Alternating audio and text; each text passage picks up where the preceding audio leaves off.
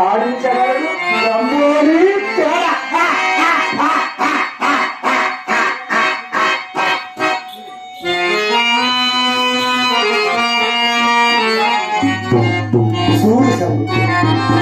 వాడిపోయిన సముద్రంలో వాసన చూడడానికి కూడా పనికిరావు. అవి చెత్త కుప్పలకి తప్ప.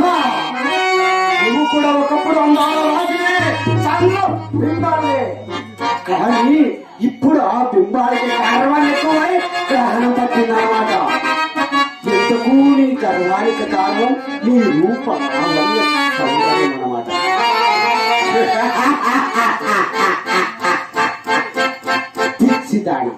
ఇన్ని రోజులు నేను నా పాత కాసిన దయ్య తలకి దగ్గరికి చేర్చాడే కానీ నీ రూప లావణ్య సౌందర్యానికి సమోహితున్నాయి కాదు. పకి కావాలని పట్టుబడితే ఈ క్షణంలో లక్షలు లక్షల కోటి అద్దాల పాదాల దగ్గర హంసలా తరట్లాడుతూ చూపించమా నీకంటే ఓటు మన అటు చూడు.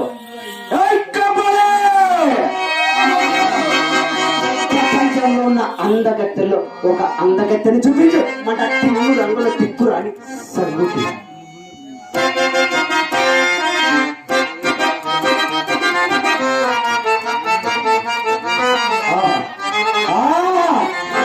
ఏమి జగన్మోహన్ సర్వలోకం నుండి నరలోకమని దిగి వచ్చిన పంచం వీలు కానీ ప్రతి నేను భ్రాంతిలో పడలేదు కదూ. నా అభిరామరణ సాగరకం ఎన్నాళ్ళు పరిస్థితులు ఈ జవరాన్ని పొందని జన్మ కాంచనా లేక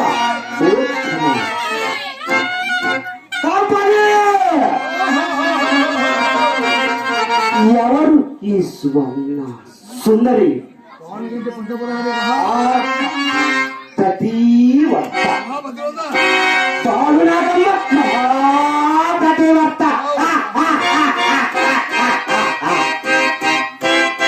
ప్రతివర్త ప్రతివర్త ప్రతివర్త ప్రపంచంలో ప్రతి ఆడది ప్రతివర్త.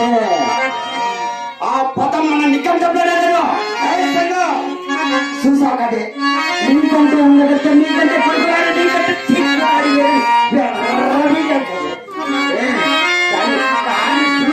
దేనికైనా సరిపోగలవాడు.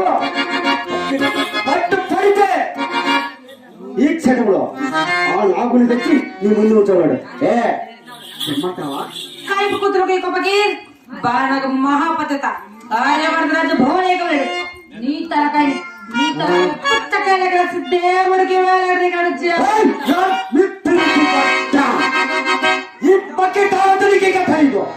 ప్రపంచంలో ఉన్న సూర్యులందరూ ఒక్కసారిగా కత్తులు విసిగిన లోకంలోని వేదికలు నాపై అంబుల వర్షం కురిసిన ఈ పక్కీలు శరీరం మీద చర్మం కూడా కందుకోదు. పురుగు ఒక్క రోమం కూడా కదలదు తెలుసా. అయినా పంతానికి వచ్చిన తర్వాత అభిమానం ఎందుకు? ఇప్పుడే ఆ పానుగంటి మహారాణి పరమ ప్రజలొస్తా పాలు కుక్కని చేసి మరి తీసుకొని వస్తా. చూస్తావా ఈ పక్కి ప్రతాపం? కాపాడు మన మాయస్వామ్యం వచ్చిందా కావడం సరే. మన మాయాజలానికి కూడా అదే సరైన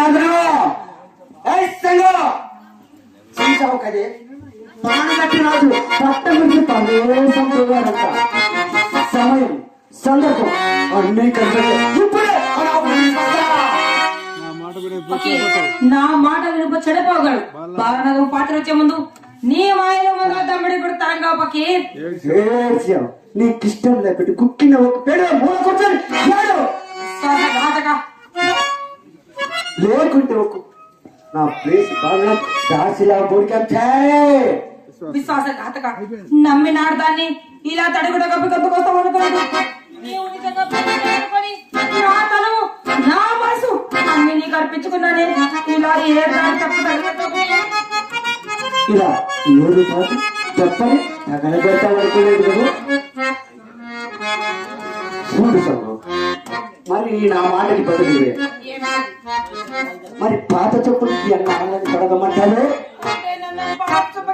అనమాట అక్షరములా నీకు ఎక్కడున్నాయో ధర్మధర్మలు ఎవరానందమాడు నాకు ప్రార్థిస్తానికి నీ ఆనంద కోసం నా ఆనందం మొత్తం చేసుకోమంటావా?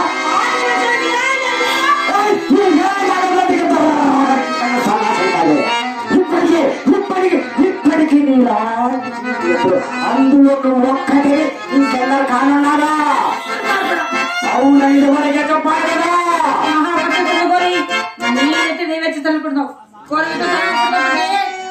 సంగో, నా దృష్టిలో పడక పూర్వం నువ్వు కూడా ఒక మహాప్రతివర్తవే. నువ్వు కన్ను కనిపించడం లేదు ఆర్థం సర్వనాశనం అయిపోతావు నేనైనా కనిపించి నా హృదయ సంగో, నా ఆనందం అంతా నువ్వు ఒక్కదానివే చుండుకోవాలనుకుంటున్నావు. చూడు సంగో, మనిషి మరొకట మహా ఆనందాన్ని అనుభవించడానికే తేలిగా ఒక్క పుష్ప మాధుర్యంతో సంతృప్తి పడుతుందే సంగో. ఎప్పుడు మృత్యుకమైపోయాడో జోప్రాయికంలో శ్రీకృష్ణ భగవానుడు ఏం చేశాడో తెలుసా? పెట్టిన కాలు ఇంత పెట్టకుండా ఇల్లు తిరిగి 16,000 మంది గోపికలకు స్వర్గం చూపించాడు. అవునా కదా? ఆయన దేవుడు నేను భక్తుడే. అది ద్వాపరయుగం అది జ్యోతిరాయుగం అయితే ఇది కలియుగం. యుగాలన్నిటిలో కల్లా ప్రసిద్ధమైనది ఈ కలియుగం. అలాంటి యుగంలో పుట్టిన నేను సర్వదైవ శక్తులకు అధినేతనయ్యా. అలాంటి నేను నీలాంటి సీతాకోక చిలుకలని కనీసం 1600 మందినైనా పొందకుంటే ఈ గడ్డానికి విలువేముంది? ఈ కలియుగానికి అర్థమేముంది? పిరికి కొట్ట ఇక నా కనుచూపు మీద ఇంకెక్కడ నువ్వు కనిపించుకో.